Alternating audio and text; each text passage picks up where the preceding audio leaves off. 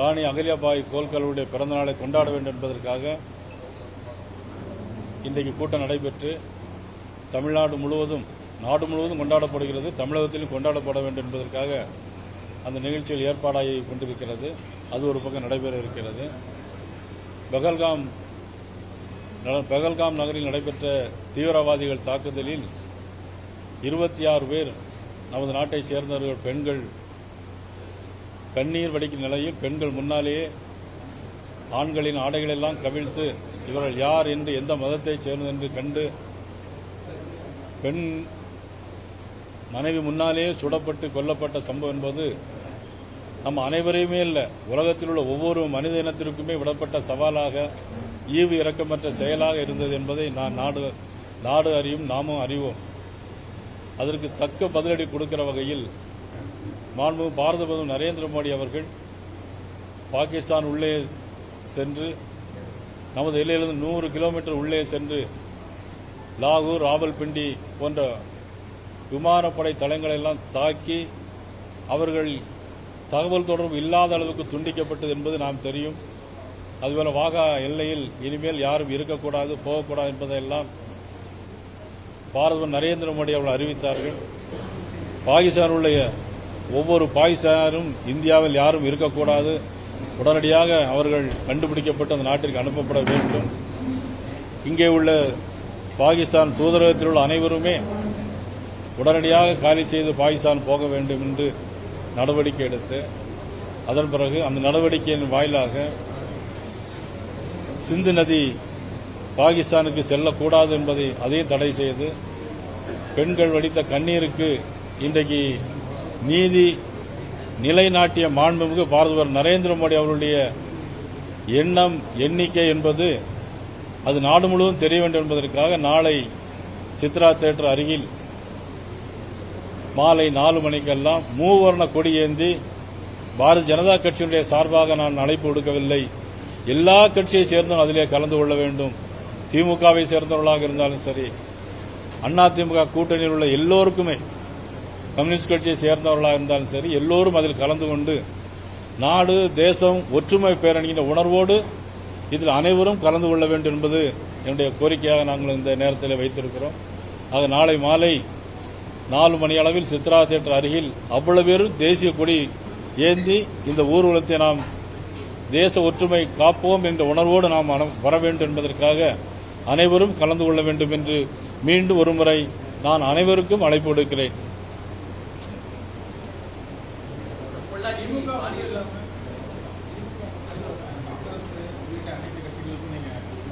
எல்லா கட்சிகளும் இது கட்சி சார்பாக நடத்தல, யாரும் பாரதிய ஜனதா கட்சி கொடியேற்றி வரமாட்டாங்க, பாரதிய ஜனதா கட்சி அடையாளங்கள் அதில் இருக்காது. எங்களை பொறுத்த மட்டிலும் ஏற்கனவே முதலமைச்சர் ஒரு பேரணி நடத்தியிருக்கிறார்கள், அதே மாதிரி ஒரு பேரணி நடத்த வேண்டும் என்பதற்காக நாங்கள் இந்த மூவர்ண கொடி யாத்திரை, இது பேரே மூவர்ண கொடி யாத்திரை.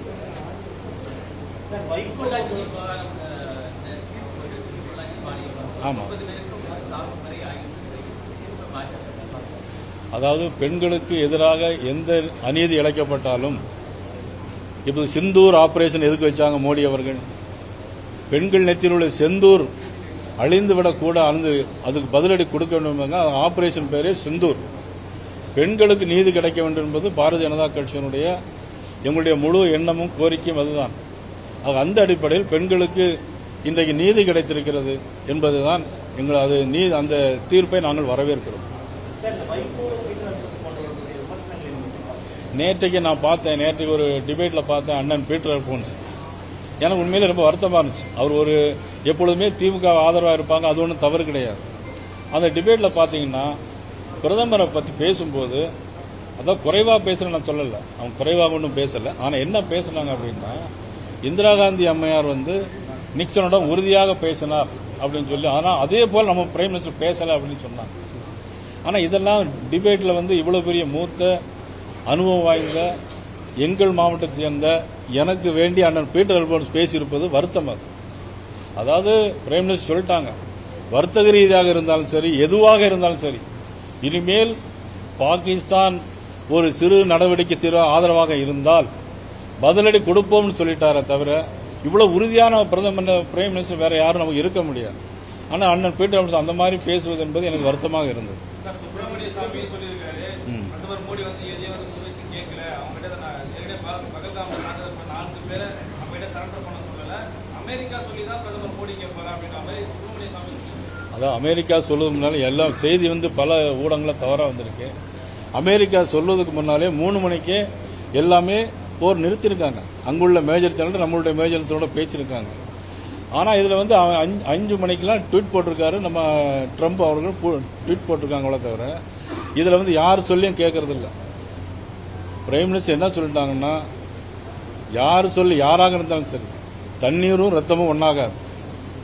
ஆனால் இனிமேல் ஒரு இது மாதிரி சம்பவம் நடக்கும் அப்படின்னா நிச்சயமா அதில் விளைவுகள் விபரீதமாக இருக்குங்க தெளிவாக சொல்லியிருக்கிறாங்க.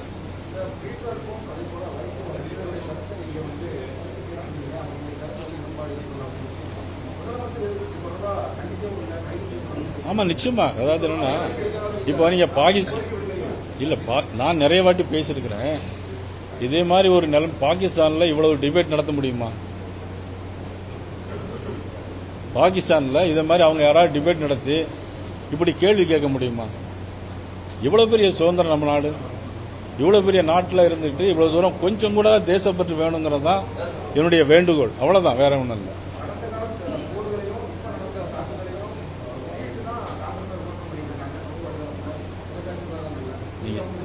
இல்ல, கடந்த கால விஷயங்கள் என்பது வேறு, இப்ப உள்ள விஷயம் வந்து வேறு. கடந்த காலத்தில் போர், இப்போது வந்து ஒரு மதம் சார்ந்த ஒரு தாக்குதல் நடைபெற்றிருக்கிறது. நீங்க அதுக்கு ரொம்ப வித்தியாசம் இருக்கு. அதனால வந்து இது அந்த போருக்கும் இதுக்கும் ஒப்பிட முடியாது.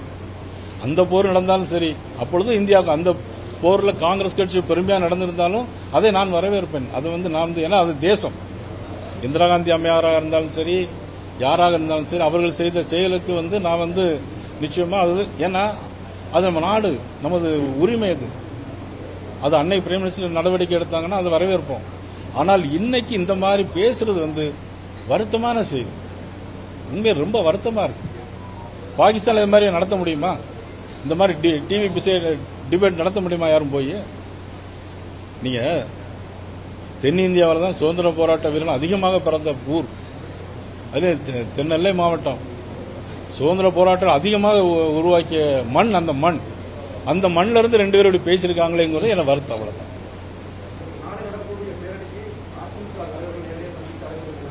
இல்ல, இதுல வந்து நேரடியாக நான் சந்திக்கல. மதிப்புக்குரிய அண்ணன் இபிஎஸ் அவர்களுக்கு அன்னைக்கு போய் பிறந்தநாள் வாழ்த்து சொன்னோம். இது நேற்று திடீர் முடிவுங்கிறதுனால தான் நாங்கள் நேரடியாக அழைக்க முடியல. ஏன்னா இப்போ இதுக்கெல்லாம் வந்து கூட்டணி கட்சி நாங்கள் நேரடியாக முறையாக அழைப்பு கொடுத்து அவங்களுக்கு கால அவகாசம் கொடுத்தா தான் அந்த பேரணி வந்து நல்லா இருக்கும். இது வந்து ஒட்டுமொத்தமா இது எந்த கட்சியும் சார்பாக, இது தேசிய ஜனநாயக கூட்டணி இல்லை, எந்த கட்சியும் இல்லாம வந்து அனைத்து மக்களும், நீங்களும் நாளைக்கு வரணும். அந்த ஊர்வலத்தில் ஒரு கொடி ஏந்திட்டு வரணும்.